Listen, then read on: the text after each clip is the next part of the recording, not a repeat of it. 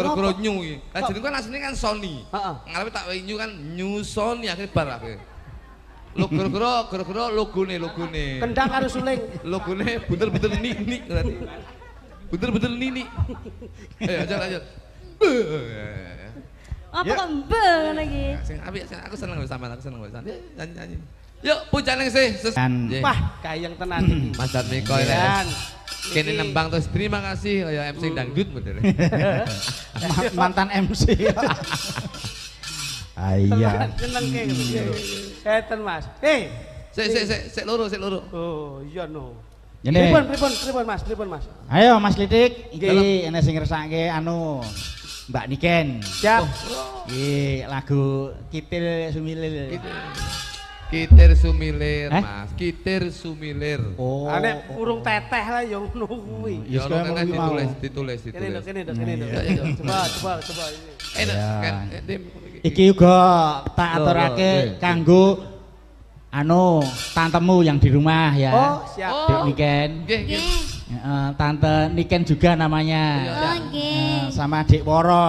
Nah, Kalih salam kula katur kagem Rama Haji Anom oh nggih. Iki kalau wau janipun kula nggih pengin mampir. Kula telepon Kok ora mampir. Telepon Den Mase Bayu niki ngasta. Nggih. Terus Den Mase Amar nggih ngasta. Bareng kabeh iki. Bareng. Lah nggih, maya Niki mengke kabeh. mboten wangsul benjing kula teng anu. Teng omah. Ayo sesuk sik ning Solo. Ngono, ayo. Ora mulih nek Klaten. Mboten benjing dalu nderekke Mas Amar. Oh nggih.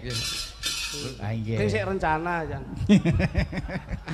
Kan. Ora ya kapan-kapan kok para Wis digulana. sisa Bali ngono to. Heeh. Coba Dok, Kitir Sumilir. Ya, langsung. Spesialke kanggo masyarakat sing Bang Likan iki. Gledek-gledek ngono to ya. Wah, iya. Ayo Dok Niken kanggo sapa? Iki enek lho sing arepe budalne Pekanbaru batal ki enek iki. Ndi? Anu, napa musik campur gamelan. Dadi Ya. musiknya menyesuaikan gamelan. Nggih. Nyuwun gamelan nggih. Nggih, Musiknya kersane menyesuaikan. bareng-bareng Oke, no. sareng-sareng gayeng. Sip. Kersane musiknya kerja gamelane ya kerja. Lah nggih, ngoten. Anu Mas, keyboard muncalno rene sik delok. Sing gak jadi aku tiba. Ngono. Yuk. Niken. Nah, Nino. Oh, aku buka celok. Nggih no. Ya. Anganku. Ya. Anganku ngambar rambas hitam semua padang rambut tak kelaikan nanti si mengerino tak titipi kitong pengetan ing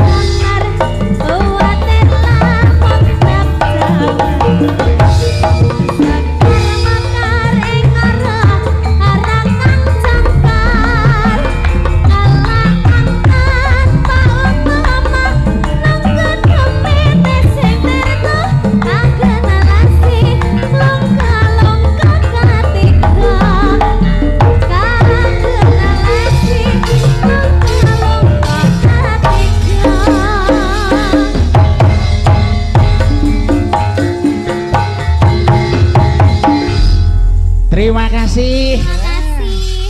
Mbak Niken, nggih. Dan ngene penak. Iki Mas Klitik, dawuh. satu lagu lagi. Tesih wonten nggih siap. Satu lagi tak weni kamardikan buat komputer yang ada di Kota Solo. Nah niku gandeng nek kakean apa guyon malah dadi Nggih menika jangkepipun nggih ngoten. Yeah. Jadi menyelam sambil minum air. Betul. Ngoten. Lagune apa Mas Klitik? Derek mawon. Anu mon sing pun memasyarakat mawon. Nggih. Pamer bojo mon, pamer bojo. Nggih. Niki pamer restoran anyar. Ngoten. Coba. Mangke sindan-sindanipun kompak nggih niki pun dipun mangke pas cendol ngapa. Nggih, demikian bener langsung. Pas cendol. Cemu sak Bos, coba. Ya. Coba. Sak pinten Gus, sak pinten Jabi. Iya.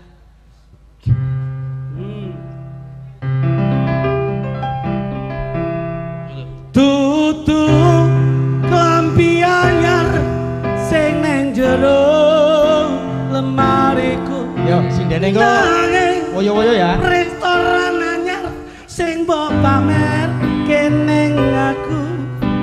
Neng apa seneng aku yen mung gawe laraku pamer restoran anyar ning ngarepku. Ya, Mas Tuntas, mudah-mudahan berkah selalu. Amin. Ya, bersama kanca-kanca musiknya Indonesia. Dudu klambi anyar sing ning jero lemariku. Restoran anyar sing mbok pamer ning aku.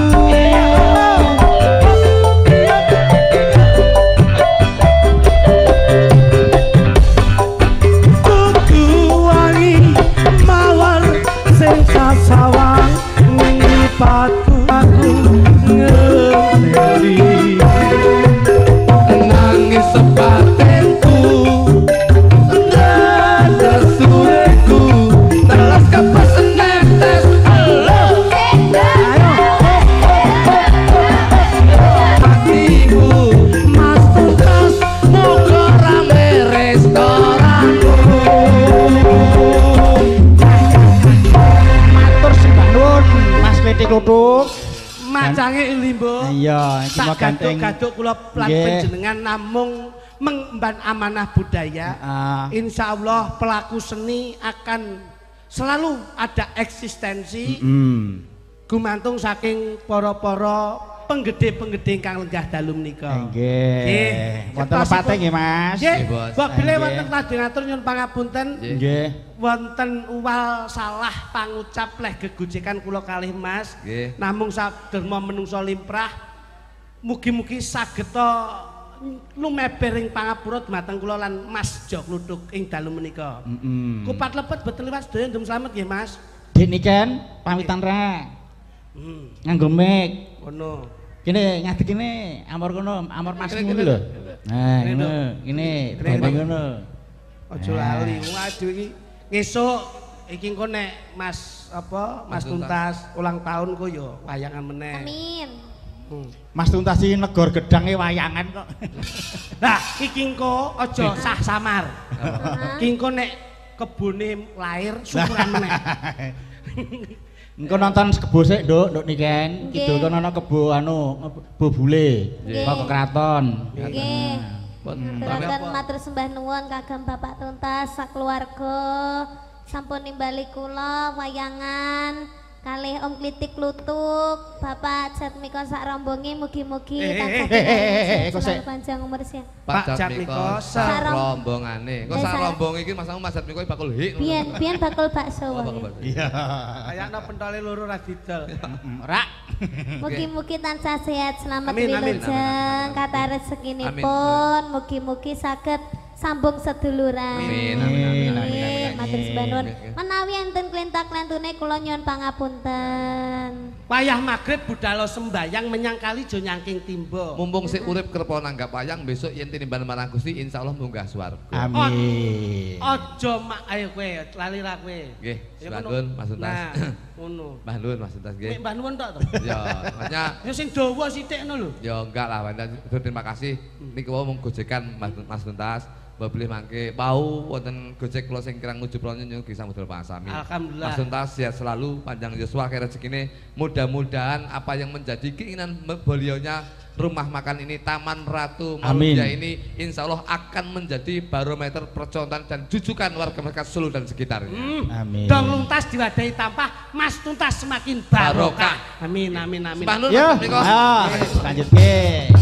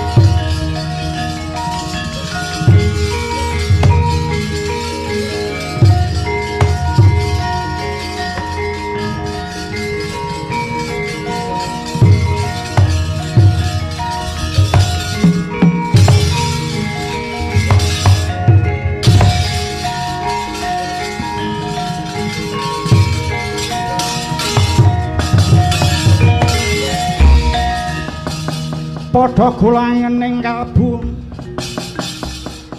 ing sasmita hamrih lantip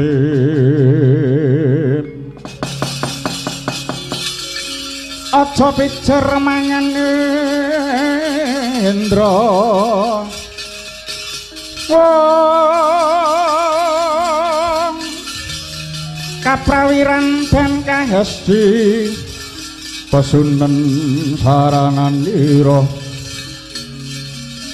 cegah dahar lawan guling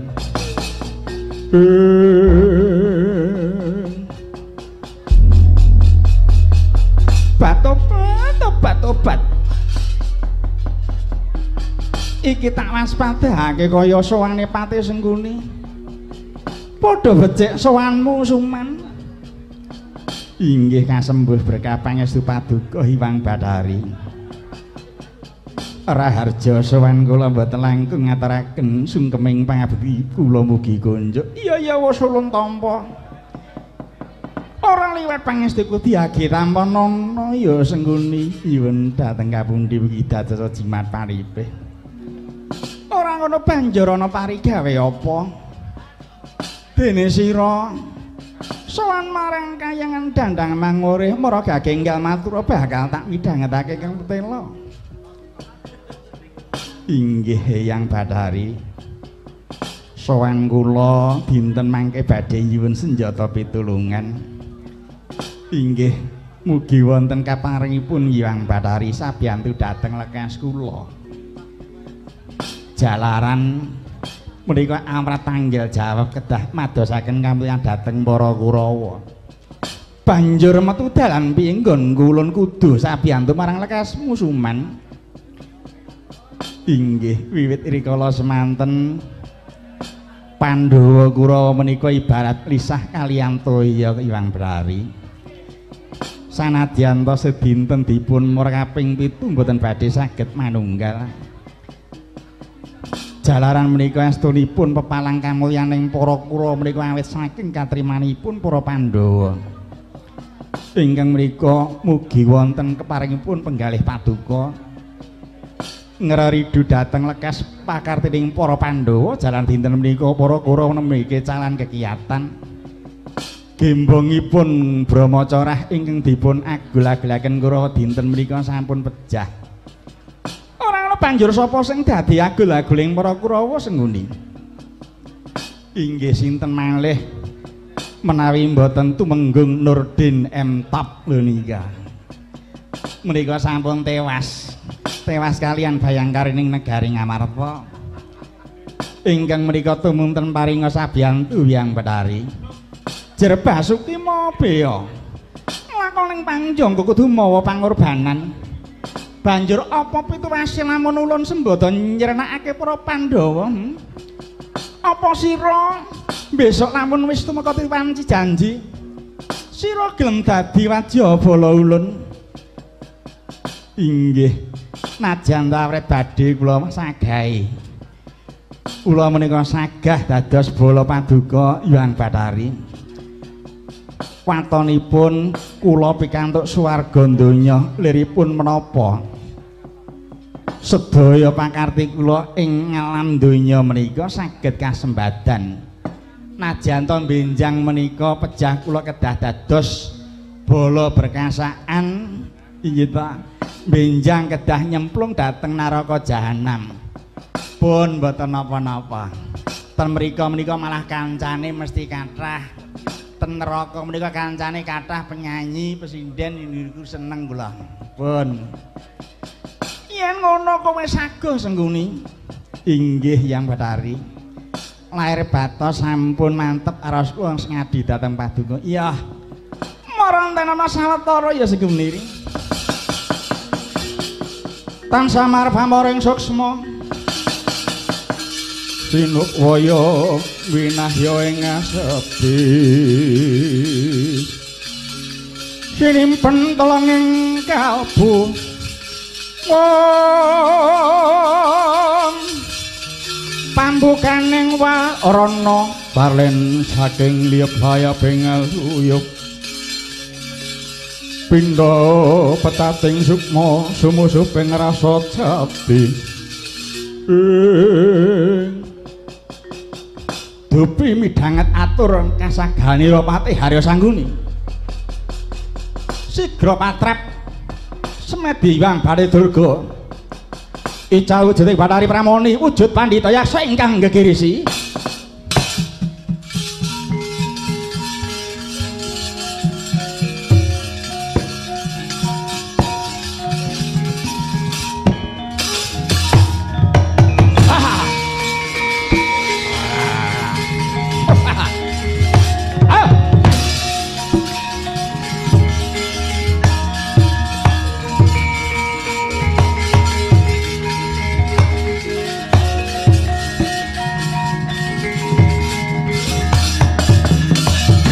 yaksa brura kagiri-giri kenyolir prapopo hapan walagar manguhing muhungsuh ya kanthi salin wujud kaya mangkene pendha bakal ora bakal ngerti sapa sejatine ulun aku bakal salin jeneng peparap Begawan Yaksa Dewa. Nanging kowe ora kena selak karo janjimu Sengguni. Anggonmu saguh dadi balaku besok ya Sengguni. Inggih penemban. Waton kedumugen sedya kula paduka saged nyirnaken Pandhawa. Kula boten badhe lincat kaliyan sagahan kula. Iya. Yen pancen mangkono, hayo saiki tutna lagu jantraku. Nyawi jiya kelawan prajurit dandang mangurih sadurunge merangi Pandhawa kudu bisa nyekel Prabu Kresna luwih dhisik. Jalaran kekuatane Pandhawa salawijine dumunung ana Prabu Kresna. Ayo saiki tak golekane tak bandane dhisik tangane Prabu Kresna. Inggih. Mboten langkung suwi monggo kula dherekaken penemban. Ya yen pancen mangkono kowe budal wadyabala kasaan sekuton kalawan prajurit saka Ngastina. Inggih keparemadal masilan enjing bidal gumuruh saking jroning praja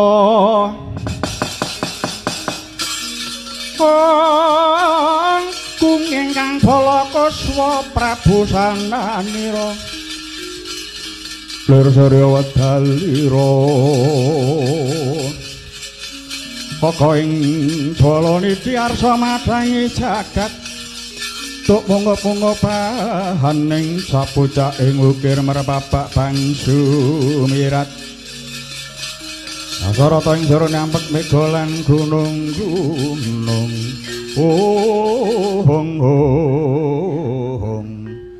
Sigra mangsa lumampah anut wirama